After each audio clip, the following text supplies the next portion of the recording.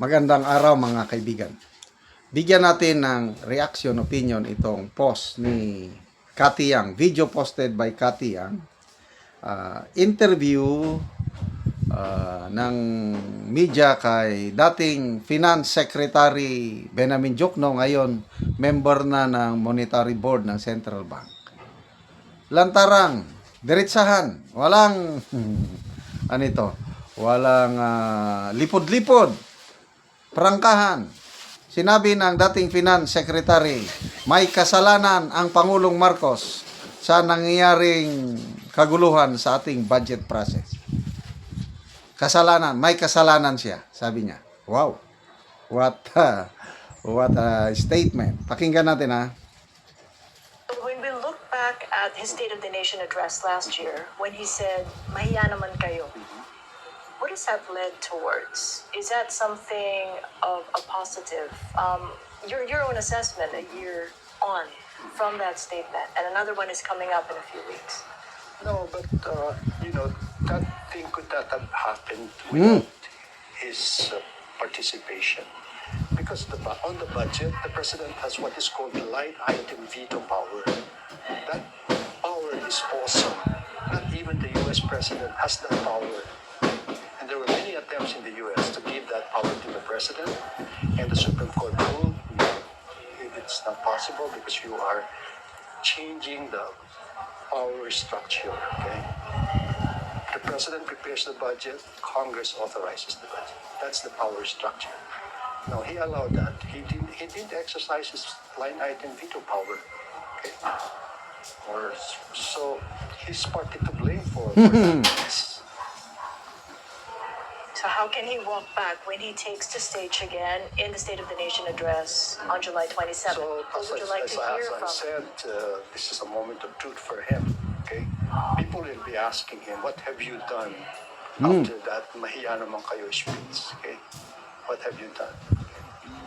And that requires a lot of, I don't know, wiggle room or whatever, whether he can explain to the people what he has done.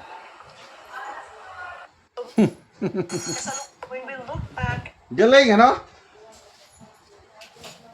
Kaya pala nag-resign ito eh. To me, ngayon ko na nakita, matino. Kasi dati siyang DBM secretary ni PRRD, itong si Diokno. Maraming pinaglingkuran ito ng mga presidents, ang alam ko. So, DBM secretary siya ni PRRD. So, makita nyo, maganda ang resulta. PRRD. Ngayon, Finance Secretary, hindi siya nagtagal. Ano ba yun? I think yung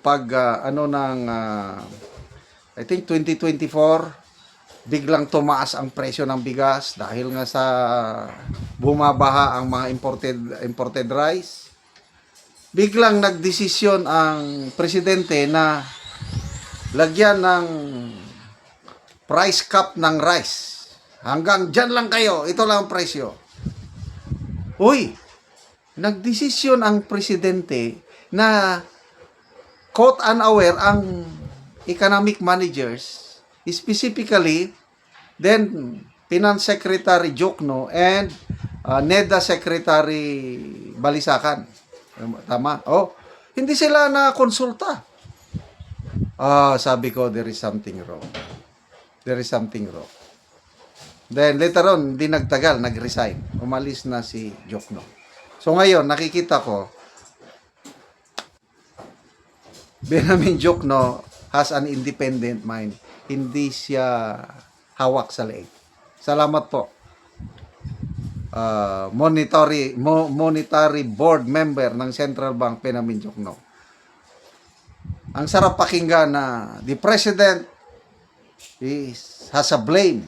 May kasalanan siya kasi hindi niya ginamit yung veto power.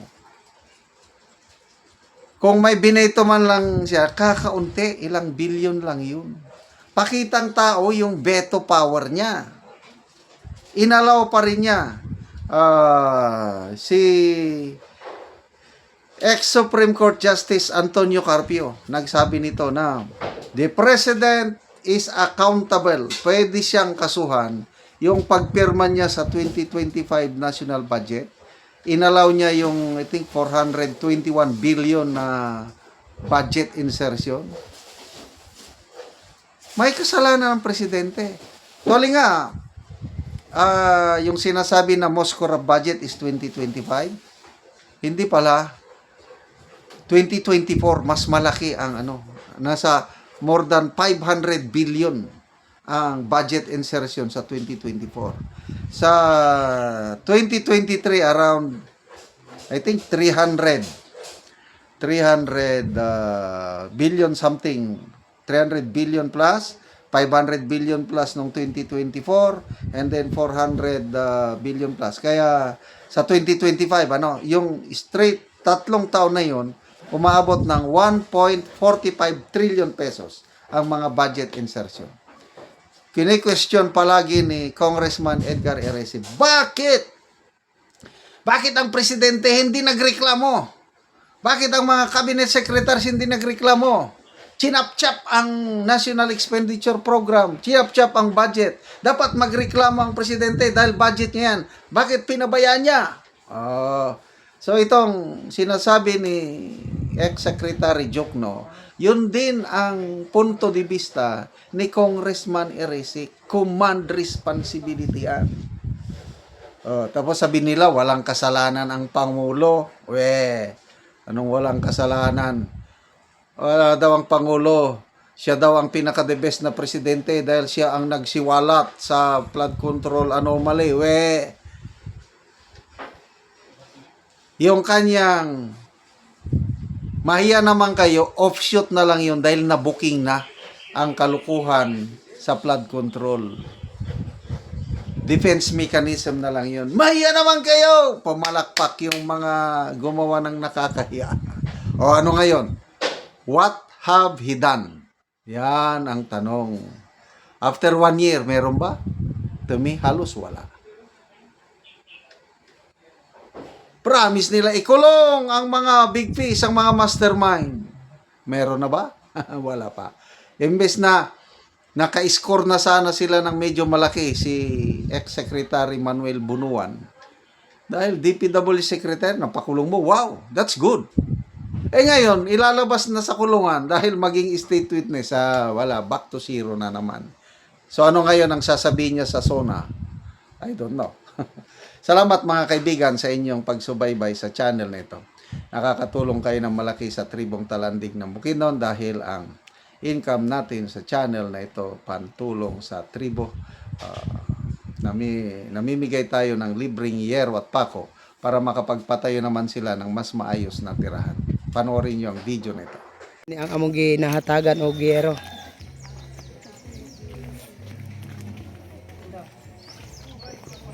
So mag-atop na ni siya karon. So mao na niya ang iyang pag-aatopan. Mao niya ang gipa tukod nga iyang atopan.